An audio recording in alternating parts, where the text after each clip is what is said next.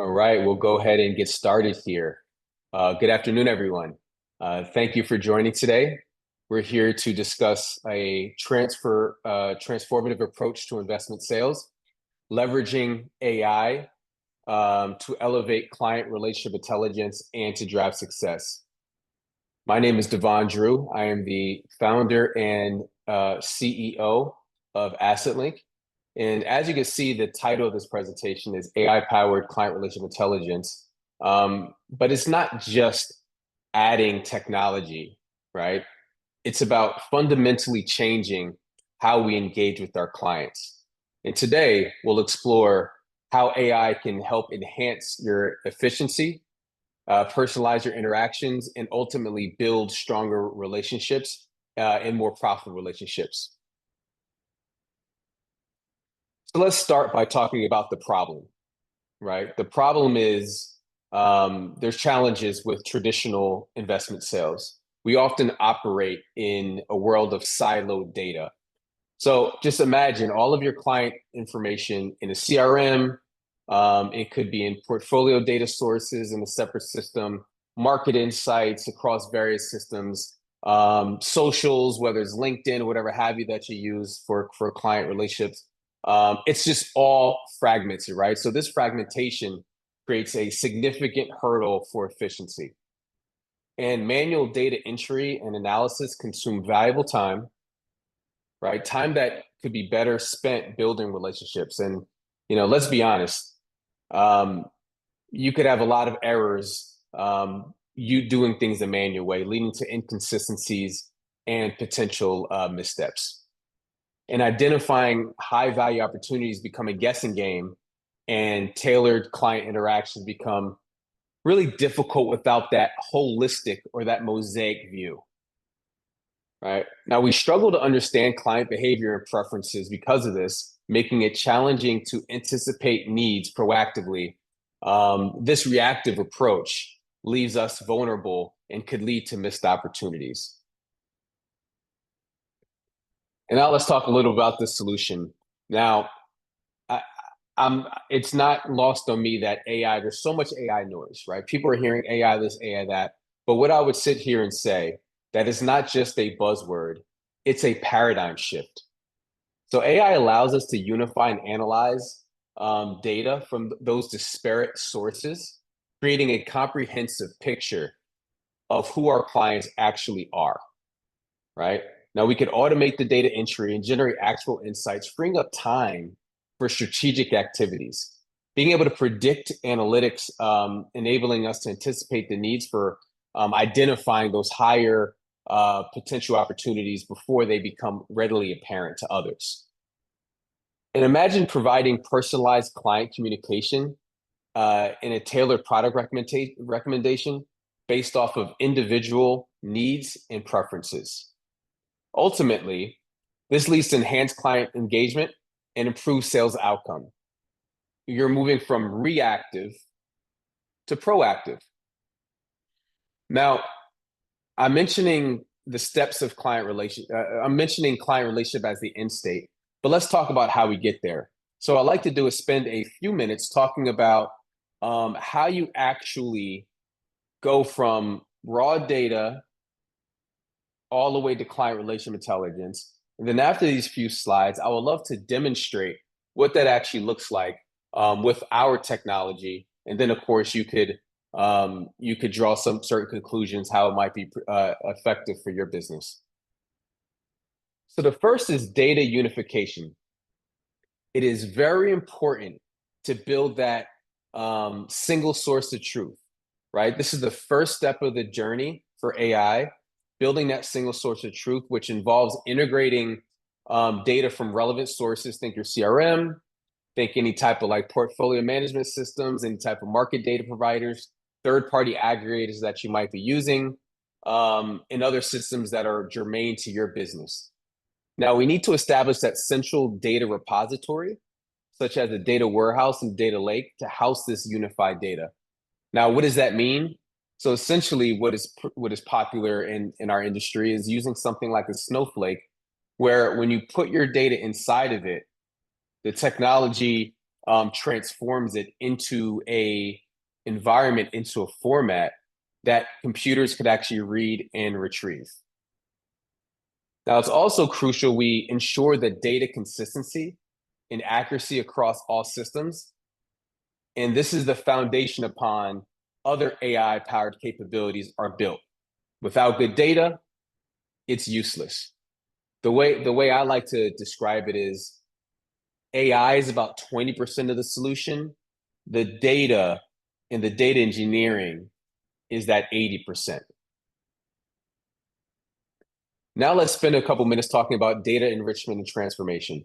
So once you have this unified data set, so once you identify, let's call it a snowflake, and you're putting your PDFs in, you're putting your Excels in, you're putting any type of raw data feeds that you're getting in from any type of market insights or market commentary, then we need to transform it into valuable insights, right? So what we do is we cleanse and enrich that data with these external sources, right? So we're taking the data that you currently have, but then we're stitching in the news, the social media, any type of economic indicators that might be important to get a full holistic picture, right? Now, from there, the AI algorithms are used to identify patterns, trends, and maybe even anomalies that would be impossible or very time consuming to detect manually. So we create a custom data visualization to make these insights easily digestible and actionable rather than just numbers. Now let's go on to predictive analytics. So let's take a deeper dive here talking about predictive analytics. I know that's also a buzzword. Now this capability allows us to anticipate client behavior and investment preferences, enabling us to be proactive rather than reactive. Now, you can forecast market trends, identify potential risks for your clients, and provide valuable insights to your clients. Now, from there, you really want to identify the high value opportunities and target ideal clients to maximize your sales efforts. And by proactively addressing client concerns and anticipating their needs, you could build stronger, more trusting relationships. Now, this is about being ahead of the curve. And just think about for a second all of your competition that is utilizing spreadsheets and writing down notes, and they have I have my my notepad here, and I have another one in my backpack, and all of that intelligence is lost when data is not unified. Now let's go to the fourth step, right? And this step creates personalized client engagements. Now, AI enables us to deliver tailored experiences to each client based on their individual needs and preferences. So it makes this super scalable, right? This includes personalized communications such as emails, phone calls, presentations that resonate with each client. Now you could provide tailored product recommendations based on individual needs and risks, profiles demonstrating your understanding of their unique circumstances. This further builds trust. And then proactive outreach based on client behavior, market events to ensure that you are always top of mind, and of course, enhanced service and support that strengthens relationships. Now, I'm sure a lot of folks might have a support staff that on any given day they're bogged down by a lot of tedious tasks. This could help them free up to further help your business as well. Now let's talk about Salesforce enablement, because AI is not just about data analysis, it's also for sales professionals. Now, by empowering sales professionals with AI, you could free yourselves up from manual tasks, allowing you all to focus on building those relationships. Real-time insights, right? Recommendations during client interactions provide valuable support, enhancing credibility. Automating administrative tasks such as scheduling and reporting increases efficiency and productivity. Ultimately, this leads to enhanced sales productivity and efficiency, allowing sales professional to achieve your goals. Now, before I get into a demo, just talking about, just because you are unifying your data, you're transforming it, and you're utilizing it for your own practice, there's still a continuous monitoring and improvement. As you can appreciate, every single day you're seeing a new model come out, right? Now, it's not your job to stay on top of the models. It's our job to stay on top of the models.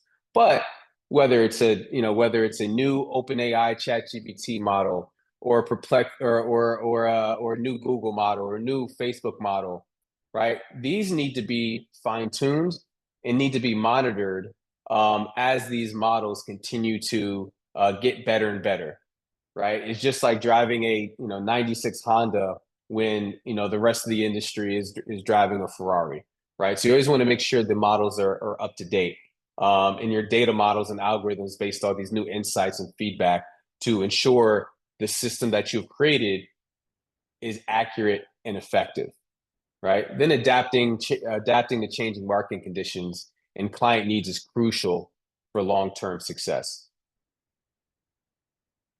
Now, just to kind of wrap things up before I go into the actual demonstration of what this all looks like put together, AI is revolutionizing client relationship management, right? It's not, it's not the nice to have.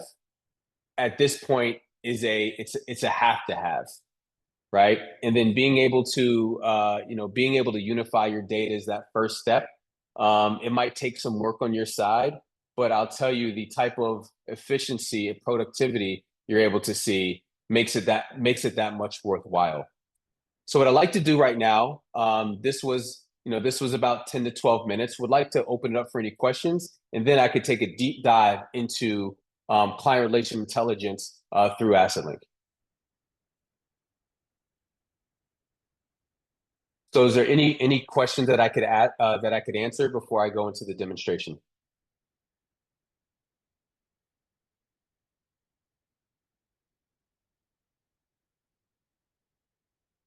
All right, so I will go into the demonstration.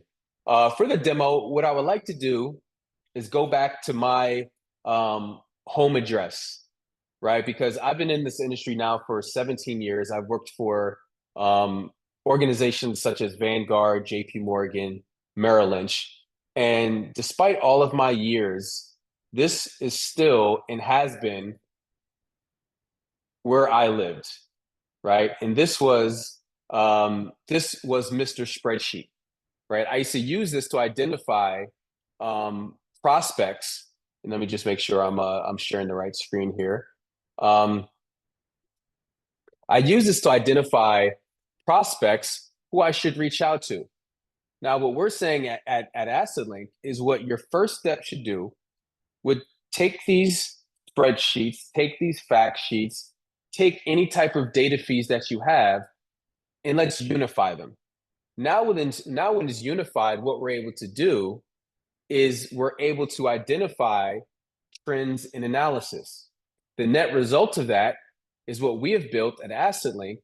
Depending on what you're looking for from your clients, what we're able to do is then stack rank them depending on the needs and what your product offering is. So now, since I have the data that is relevant to me all unified, now what the AI is able to do is take what type of products that I have and what type of products and offering that I have and match it together based off the data, whether it's from ZoomInfo, whether it's from third-party data aggregators, whether from an Adapar or Discovery or a Broadridge, et cetera, et cetera. And now I know exactly who I need to reach out to, when, and why. So now the data that I'm going to show you is actually financial advisor data. So we're not, infringing on any type of end clients. And what we're able to do from here is just, quite frankly, ask our data information that's relevant. So now what I could do is I could start asking about this advisor. I could start saying, What is his assets under management?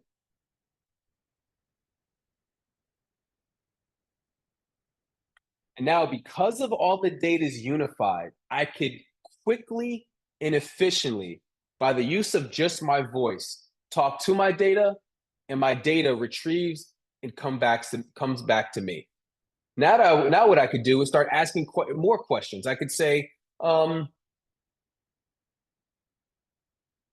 is his area of expertise?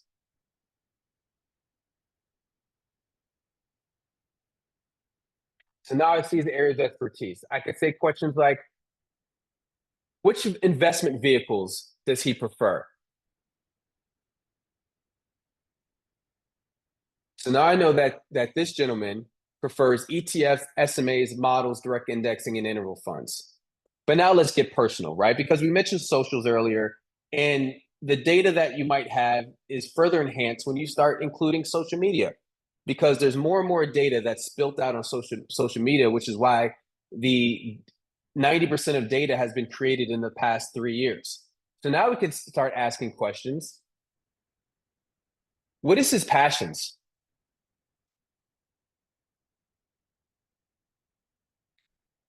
So now we know based off of the socials, right? Based off of being able to create to know the passions and interests of your potential clients. And you start thinking like, what is the use case there?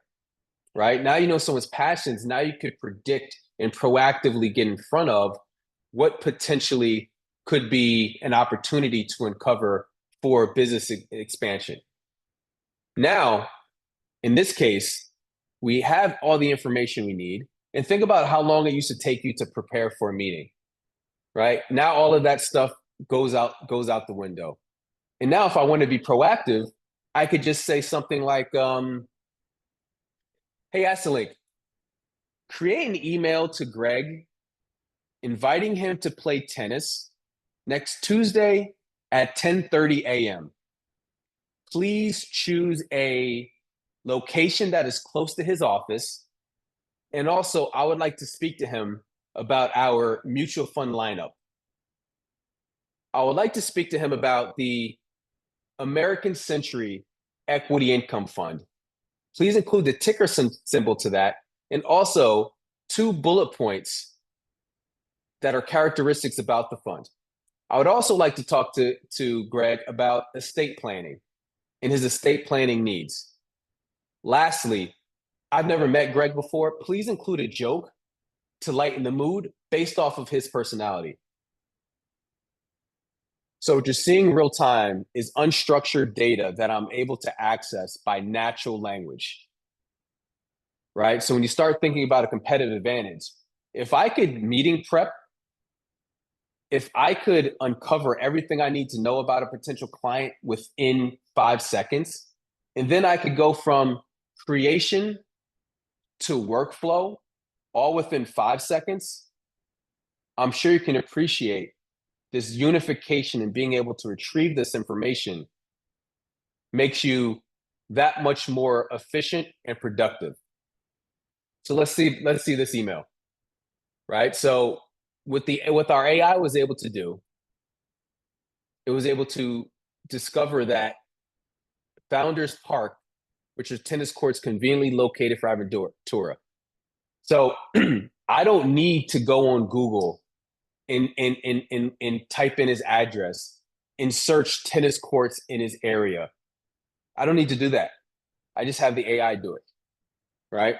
Then from a product offering, since we're able to unify the data, whether it's portfolio data, whether it's 13F data, et cetera, right? And because we're able to ingest the products, now what we know is this American Century Equity Income Fund with the ticker symbol, which our AI was able to retrieve because that data is unified as well.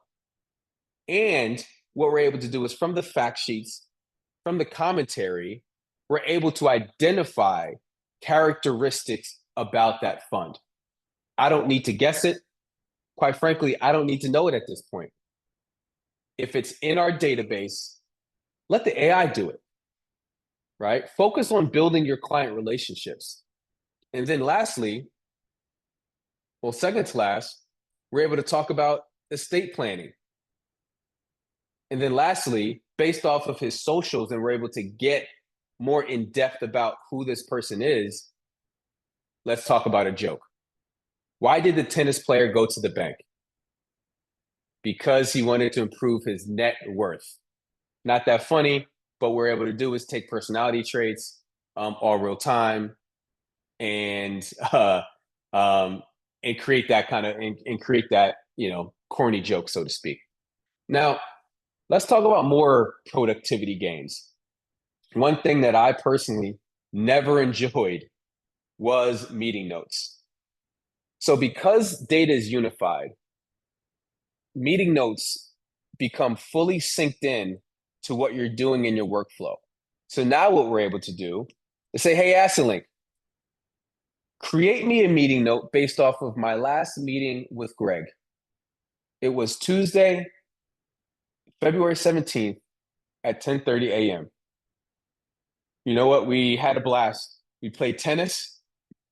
We spoke about American Century, the Equity Income Fund. We spoke about estate planning.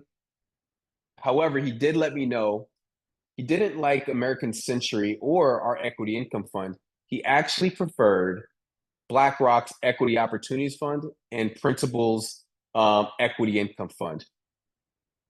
Please have my assistant follow up with a fact sheet, commentary, summary prospectus on American Century versus BlackRock's Equity Opportunities Fund and Principal's Equity Income Fund. So now what used to take me at the end of the day, summarizing all my meetings, now I'm able to just speak to it. It's here, it's logged, it's since data is unified and transformed, it's able to see all of my past meeting notes, products I used to talk about. And now what we have is a full workflow from soup to nuts, all within seconds. Now let's talk about, there's a lot of products out there, right? There's a lot of noise. How do we get past the noise? If I'm going to a client and I'm talking about a certain type of portfolio, or I'm talking about a product offering, there's just so much out there. You know what? Let AI be that muse in your ear. And it starts with that source of truth, right? So we want to make sure it's pulling it from a place that is updated and is also compliance approved. But now we can start saying questions like, hey, Assetlink, I am going to present to Greg next week. I don't know which product to talk about. Can you compare JP Morgan's premium equity product, ticker symbol JEPI, to Simplify's high income portfolio, HIGH? So compare JEPI to HIGH, and based off of Greg's data, let me know which product I should talk about. So once again, it's going to the database, it's going to retrieve the information, it's going to cross-reference that with information about this individual to be able to come up with not only an analysis of the product, but also which one could potentially be the best fit for my presentation. So hopefully everyone's able to read this and you can see the depth that the AI is able to retrieve from this database. So based off of all this, now what we're able to see is a breakdown of JEPI versus high. You're able to see the primary thesis. You're able to see the target audience, right? So this product is for investors looking for income with a focus on stability and reduced risk for both of them. Then what we're able to do is, based off of the data, we're now able to say, actually, the winner is JEPI. So congratulations, JP Morgan, for beating out Simplify's high income product. Because JEPI might appeal more due to its focus on income generation with reduced volatility, which can provide a more stable income stream and align with diversified portfolio. So all of this is able to happen when AI is involved. Trust is big, right? Make no mistake about it. Trust is big, which is why you need that source of truth. And this is why garbage in, garbage out. So if the data is bad, the actual net result is going to be bad. Now, a question might say, well, how do you reduce, let's call it hallucination? Well, it starts with the data in the database, and then it's building the type of infrastructure that points directly to the database with a knowledge graph behind it. So in this case, all of our data, it's financial data, right? So it's pointing directly to that to make sure that we're not hallucinating. Where hallucinations become really relevant is when you're utilizing these models that are searching the internet. And it's so vast. And when you search the internet, who knows what the LLM is going to come back with? Now the LLMs are getting smarter, but you know, the internet is a crapshoot. Now, let me pause here. Let me see if there's any questions, any thoughts, any concerns, anyone scared, and I could move on.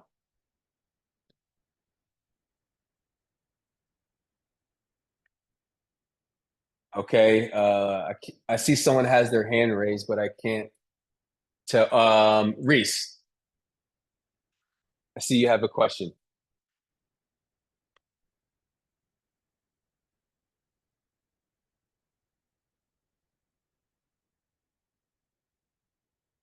and you're muted. So, okay, hold on, real quick. Okay, now Hello. you're on. You're able to ask a question. Hello, Devon. This is Reese. Enjoying the presentation. Specifically around social media, when you say the data is in the database, is if there's updates to a social media like this tennis or certain sports, is that data pulled in continuously, or does your RAG or the database, as you say, have that data, or is it pulled or queried at the time you ask for it in the prompt? So that is a great question, right? So when it comes to social data, it's updated about every 20 minutes. Okay. The scraper is able to pull in, and that so it's up to date. It's up to date.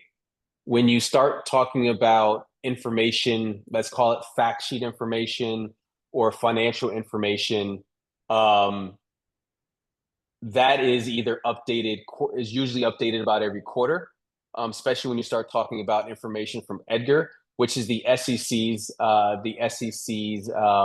API, right? That's going to update about every quarter. Same with like ADVs, et cetera.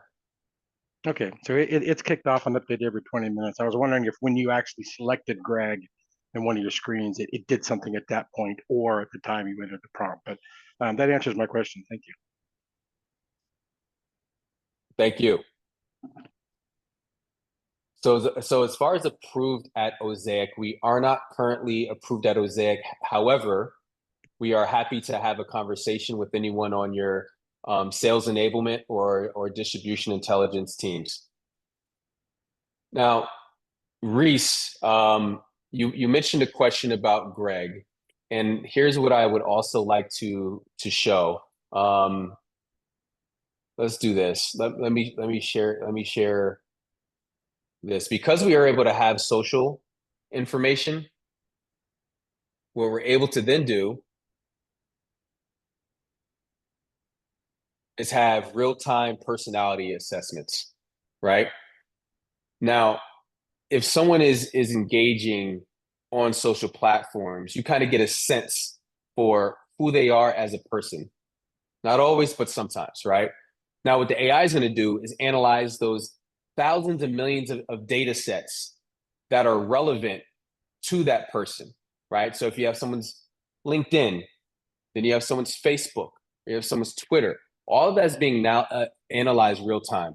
Now, for those that are familiar with the disk analysis, it's doing the same thing without the long the long, cumbersome surveys, because we're able to analyze all of those in real time. So now with this individual, we're now able to know the personality traits, who they are, how to interact with them, the behavior of that individual, how to connect better with that individual, current investments, and we'd be able to pull this in from data sets like a 13F as an example. Any type of shared knowledge, and this could be something like this could be public or proprietary information, and investment opportunities to speak to that advisor or that client. Now, where does this go from here, and what are the potential use cases? So the next evolution of this is what? It's next best action.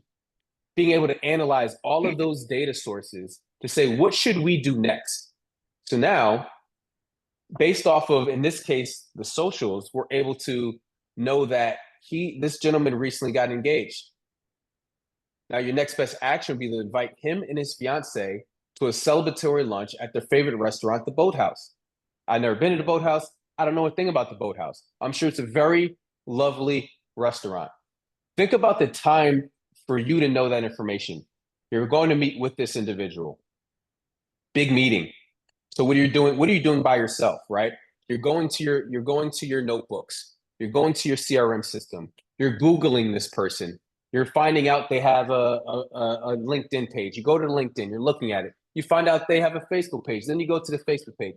Then you're scrolling to find this one picture with this person, his wife, they're at a boathouse. Think about all the time that takes. Well, what we're saying now is the steps you have to take, which is data unification. You don't need to think about it anymore.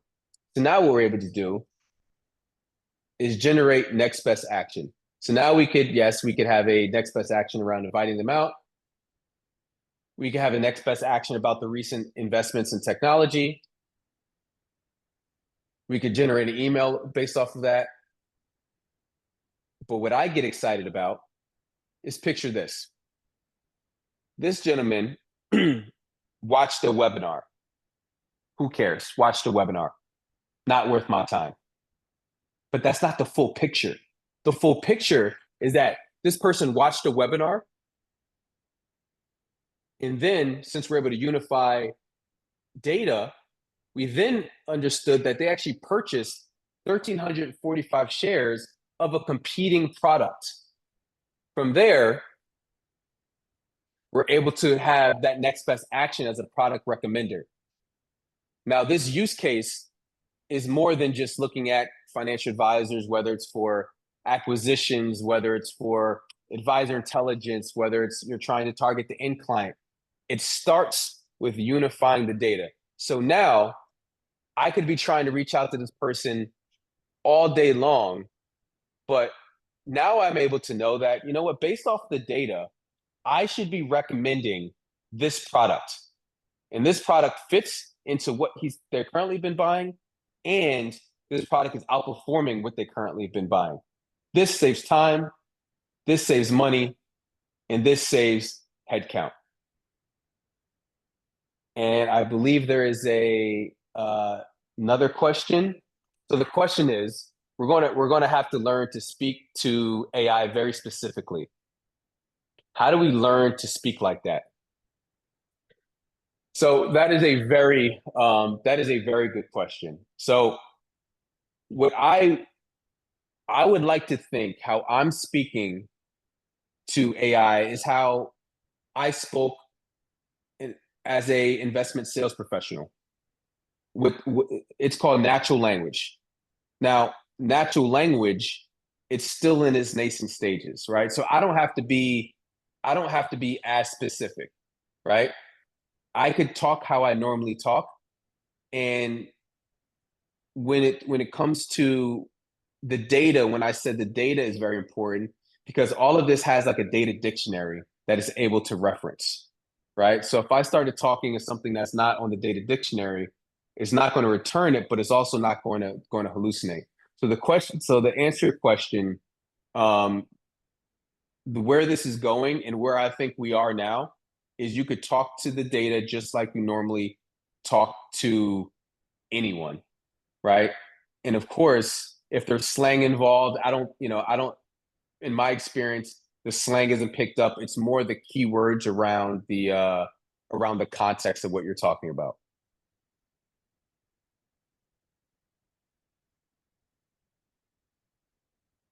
Is there and did that answer your question?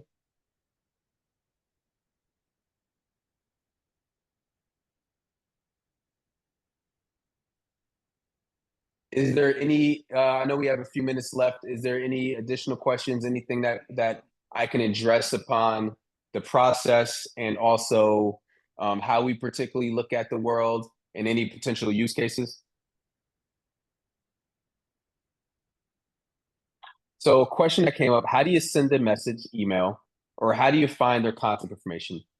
So this all lives inside in the data, right? And if it doesn't live inside the data, then we cannot answer. Then the AI is not going to be able to uh, pull the contact information. So the contact information lives in the database. So even if you don't see it, it's able to retrieve it, which saves storage space. So if we have, in this case, Greg's email, or if Greg's email is in some of our data, we'll be able to retrieve it. How do we send a message? How do we send an email? Is because the natural language goes to the compute, goes to my system, but then the system connects to either Gmail, could connect to HubSpot, connect to your CRM systems that can actually go forward with actually sending out the email. And you have the choice to either press send or just copy and paste and edit it. We would like to think is that having an email template, just being able to talk to, will get you most of the way there. And you probably might have to make a few edits based off of what it comes back with.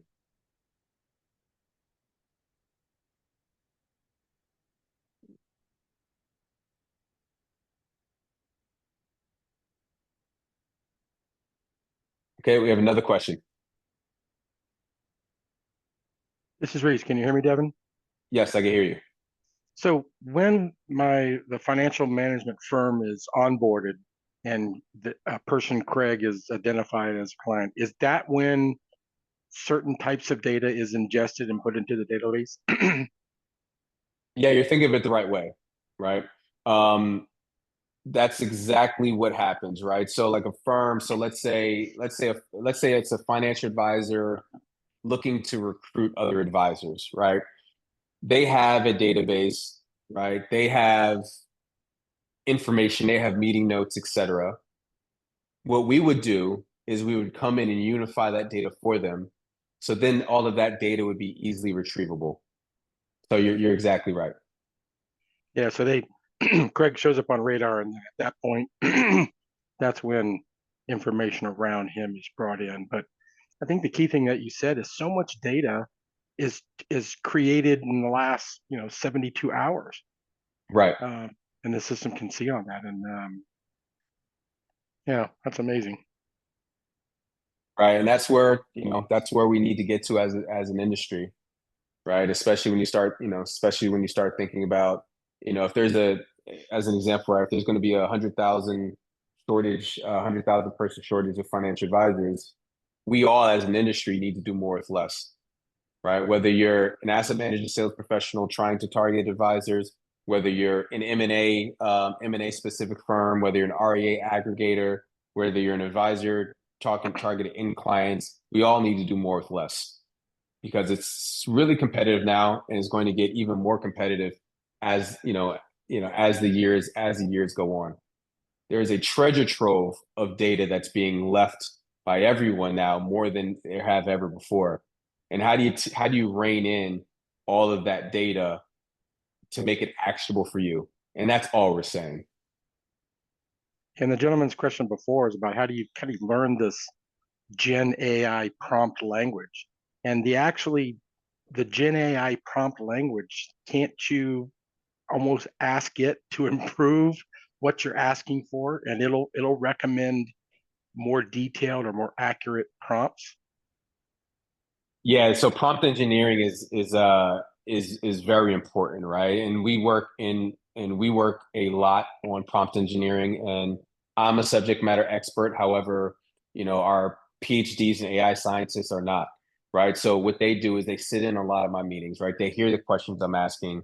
They know that at this point, right, we're coming up on 4 years. We know the type of questions that are relevant to this industry. So our prompt engineering with our in-house models are going to be pretty effective. But if you take these models outside into another vertical, another industry, then it starts to become like, what are you talking about here? So it's still nascent, right? The technology is still fringe. However, we are a verticalized solution that all of our efforts are trained on industry specific questions and jargons, which is why our AI was able to pick up on asset, AUM, right? So I asked, what is the AUM? If I ask that to any AI system, it might not pick it up. However, ours knows AUM for us equals assets under management. I could say how many CFAs are in Dallas, Texas, and if I ask ChatGPT, it might say, "Hey, there is 1,000 Chick-fil-A's in Dallas, Texas." Ours knows CFA as a professional designation. So, it's French technologies. I would be careful when you're using for your business. I'd be careful if you're using just, let's say, an off-the-shelf ChatGPT, because what that does, it's going to train the internet. So that opens you up for hallucinations because it's retrieving. So our AI is retrieving from our data or the financial institution's data. Point, stop, right? When you start using a ChatGPT or a Gemini, that is, whether it's in your Copilot, et cetera, is retrieving that information from the internet. So what we've built is the infrastructure based off of the financial data with a knowledge graph behind it. So it's hyper specific. So then there was another question. I suppose it's going to be a trial and error based off of AI's response, practice with ChatGPT. Yeah, I mean, like I said, I think our models, I would like to think that I was speaking in a very natural language compared to how I normally speak, and it was able to pick up on, if you could remember, it was able to pick up on the email and meeting notes, and I had a lot of words in between it, and it didn't transcribe any of the words within my ramble, right? It just got down to what exactly I was looking for. I mentioned to the AI to find a location based off his office. It didn't transcribe, oh, you need to find a location based off his office. It just went and retrieved that information.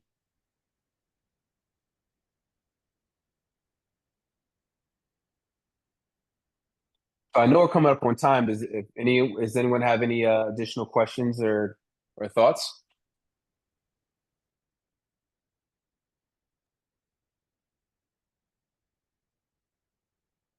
Well, I appreciate everybody for joining today. My contact information is on the screen. Feel free to use my QR code or my emails.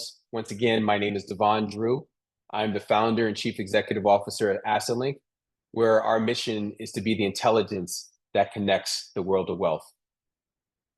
Thank you for the time, and feel free to reach out, and I will talk to you soon. Thank you, everybody.